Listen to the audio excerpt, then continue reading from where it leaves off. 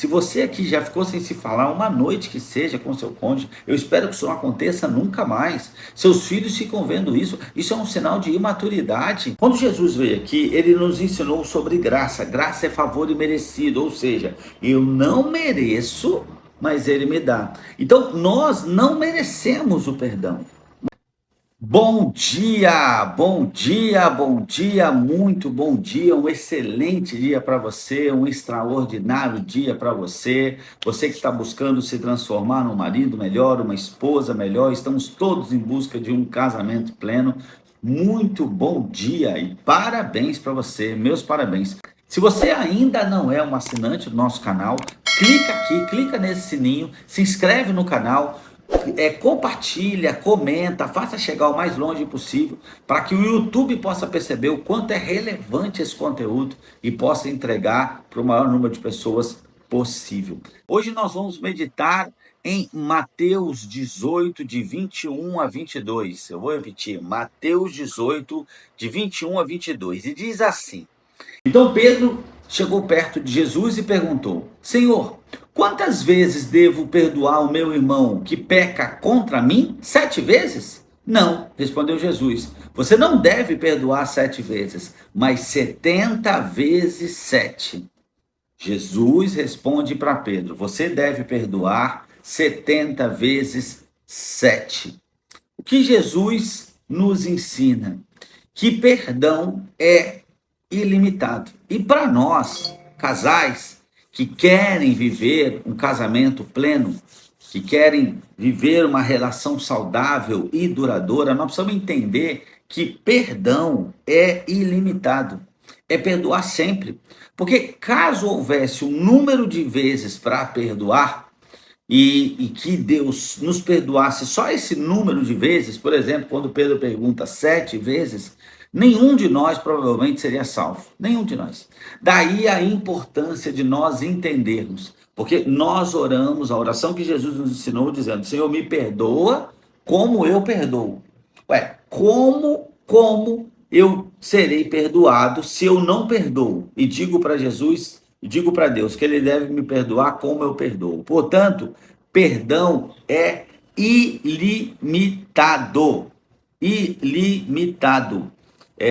Na época de Pedro, na época de Jesus, os rabinos da época, os mestres da lei, eles ensinavam que nós deveríamos perdoar até 3 vezes. Perdoar até 3 vezes. E isso já era o suficiente. Só que Jesus quando ele veio, ele subiu a régua em muitas coisas. Por exemplo, na questão da infidelidade, antes de Jesus, infidelidade era concretizar um ato fisicamente. Jesus vem e fala: não, a régua subiu. Agora, só de você desejar, você já está atraindo. E a mesma coisa quanto a perdão. Então, para os rabinos da época, para os mestres da lei, perdoa 3 vezes e tal, já está legal. E aí Pedro já coloca uma gordura, fala: bom, se a galera falou 3, sabendo como Jesus era puro amor, ele falou: eu vou mais do que dobrar, vou botar 7. E aí, achando que estava bom, mas presta atenção, os planos de Deus são muito maiores do que os nossos. Então Pedro já colocou uma quantidade em cima que ele falou: cara, é mais do que o dobro. E aí Jesus vem e fala: não, não é 7, é 7 vezes 70, é 70 vezes 7, é isso que você precisa perdoar. Ou seja, sem fim, não tem limite, não tem limite. Perdão generoso e sem limite. É isso. O que no fundo o Jesus quer? Quer que nós sigamos os seus passos. Ele veio e nos ensinou como fazer. O mundo jaz do maligno, nós precisamos nos transformar em outra pessoa. Jesus vem e nos dá o caminho, diz: olha, se vocês continuarem vivendo como vocês vivem, como vocês têm vontade, e vou perdoar uma vez, ou não vou nem perdoar, comigo não tem chance. Já ouvi pessoas dizendo assim, mulheres, maridos: não, comigo errou uma vez, acabou, não tem outra chance. Imagina se Deus pensasse assim conosco. Então, o perdão, ele é um reflexo de graça. Quando Jesus veio aqui, ele nos ensinou sobre graça. Graça é favor imerecido, ou seja, eu não mereço, mas ele me dá. Então, nós não merecemos o perdão, mas nós precisamos perdoar.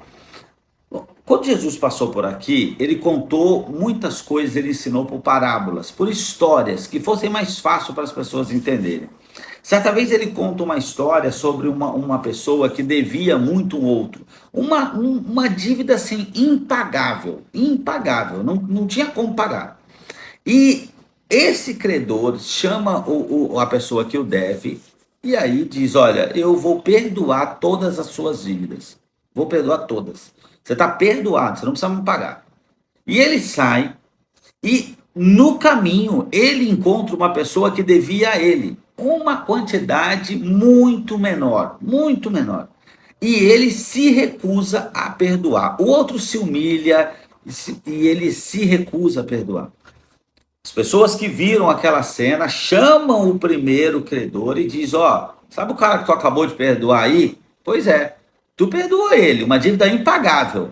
E na época, se você não tivesse condição de pagar, você virava escravo da pessoa. Você tinha que dar seu filho, todo mundo virava escravo, já que você não tinha como pagar. Então isso era o que aquele credor podia fazer, mas ele perdoou. Mas ele ficou irado quando descobriu que a pessoa que ele perdoou não perdoou o próximo. É mais ou menos assim que Deus nos vê. As nossas dívidas, as nossas falhas não teriam perdão. Nós iríamos todos para o fogo do inferno. Só que Deus vem e nos perdoa. O fato de nós sermos pecadores e pecarmos contra Ele infinitamente. E aí, às vezes, nós não queremos perdoar o outro. É isso que Jesus nos ensina sobre graça. Ah, mas ele não merece. Mas graça é favor imerecido. E se eu sou um cristão, eu preciso ficar mais parecido com Cristo. E aí é essa bênção que eu derramo sobre os outros, de perdoar. Ele não precisa nem se arrepender. Não precisa nem se arrepender. Ele não precisa pedir perdão. Presta atenção. Eu preciso perdoar, porque o perdão ele gera doença em mim. É por isso que eu preciso perdoar. Existem situações, e às vezes chegam para nós, que é caso de polícia, caso de justiça. Nós não estamos falando disso aqui. Não estamos falando disso aqui. Ok? Ah, Rezende, mas agressão. Não, isso aí não é uma questão espiritual. Isso aí é uma questão natural. Você vai na delegacia e dá parte. Ok? É outra coisa. Ah, tiver que ser preso, vai ser preso. Ok? Mas o que Deus nos ensina é para perdoar. Perdoar. É isso que ele nos ensina. Liberar perdão. Às vezes é muito difícil. Eu oro, peço ao Espírito Santo e perdoo. É isso. Então é sobre isso que nós estamos falando. Nós não estamos aqui tratando casos de justiça. Vamos entender muito bem. Justiça, eu estou dizendo terrena. Nós estamos dizendo da ordenância do Senhor de perdoar, liberar perdão, ficar livre, não lembrar mais daquilo e aquilo me machucar. Perdão não significa nem dar uma oportunidade para o cara me machucar de novo. Não quer dizer isso, ok? Ah, eu fui roubado lá na empresa. Cara, que dureza. Que dureza. Que dureza. O cara vai continuar trabalhando comigo? Não. Não vai. Perdi a confiança nele, não tem mais como. Mas você perdoa o cara da minha vontade? Não. Mas Deus mandou eu perdoar. Então é um processo onde eu vou pedir a Deus para me ajudar a perdoar. Confiei tanto, botei dentro da minha casa. Então, perdão, a justiça é o seguinte: o cara vai colher por aquilo que ele plantou. Mas o perdão, é isso que Deus nos pede, é isso que Jesus nos ensina. Perdão é um reflexo do amor de Deus. O amor de Deus que vive em nós. E eu libero para o outro. Então, na maioria das vezes, entre nós, marido e mulher, as pessoas são falhas. E às vezes, qual é o nosso papel para a nossa esposa, para o nosso marido? Ajudá-los a sair dessa situação. E muitas vezes é o primeiro a condenar. Então, quando a gente perdoa, a gente mostra o amor de Deus em ação. Ok? O perdão, ele é uma manifestação de amor. Deus mostra isso por nós. Deus é amor.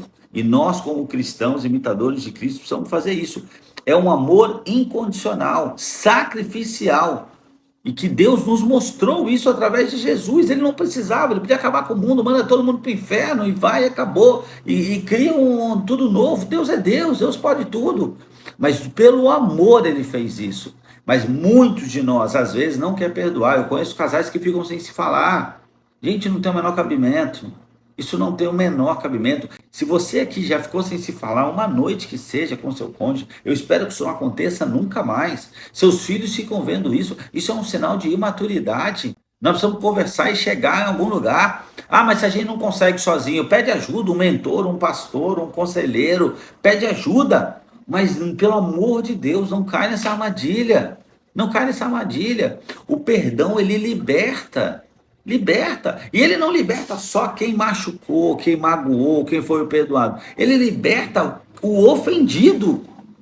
Para quê? Para não guardar rancor, não guardar mágoa, não ficar amargurado. Porque isso nos aprisiona, esses sentimentos nos aprisionam, a gente precisa se libertar disso. Precisamos se libertar disso. Do contrário, você jamais vai experimentar um casamento pleno, paz e harmonia, jamais, jamais, jamais, jamais. Então, assim, existem alguns passos que nós precisamos pensar quando a gente passa por isso. Primeiro, perdoa imediatamente. Por quê? Porque a raiva, a mágoa, o rancor, eles criam raízes no nosso coração. E se você deixa, vai alimentando isso, isso vai criando raiz e vai te machucando, vai te envenenando. Então a gente já sabe que Deus quer que perdoe, dobra o joelho, cai, perdoa logo. Logo começa o processo. Quanto antes você começar esse processo, menos raízes vai ter gerado dentro do seu coração. E aí, esse é um processo. O Espírito Santo vai te ajudar. Então, quando alguém te ofender, quando seu cônjuge te machucar, escolhe imediatamente perdoar. Siga o exemplo de Jesus. Nós nos dizemos cristãos. Siga o exemplo dele. É importante orar. Deixa eu te falar, sabe algo que facilita, que ajuda, nos ajuda a perdoar? Orar por quem nos ofendeu. Esse é um processo que nos ajuda muito. Passe a orar por quem te ofendeu. Peça ao Espírito Santo, fala assim, o senhor sabe que eu não estou querendo perdoar, eu estou querendo me vingar, estou querendo matar. Mas eu já entendi e eu quero obedecer ao Senhor. Eu preciso perdoar, então me ajuda e ore a Deus. Peça a Deus. E ele vai esquadrinhar o seu coração, ele vai ver de verdade, ele está sendo sincero, porque ele sabe antes da gente falar. E ele vai te ajudar, ok? Tenta também se colocar no lugar do outro. Às vezes a gente trata de casais, e alguns casos que infelizmente a gente trata, por exemplo, de infidelidade. É lógico que nada justifica uma infidelidade, nada justifica. Mas a maioria das vezes o que a gente percebe é que o infiel, o casamento não estava bom quando essa pessoa traiu. Na maioria das vezes, eles não estavam vivendo um casamento pleno. E um dos dois, de uma fraqueza, numa situação, acabou traindo. Mas os dois precisam assumir a responsabilidade de viver um casamento pleno. Esse é o melhor antídoto que você tem.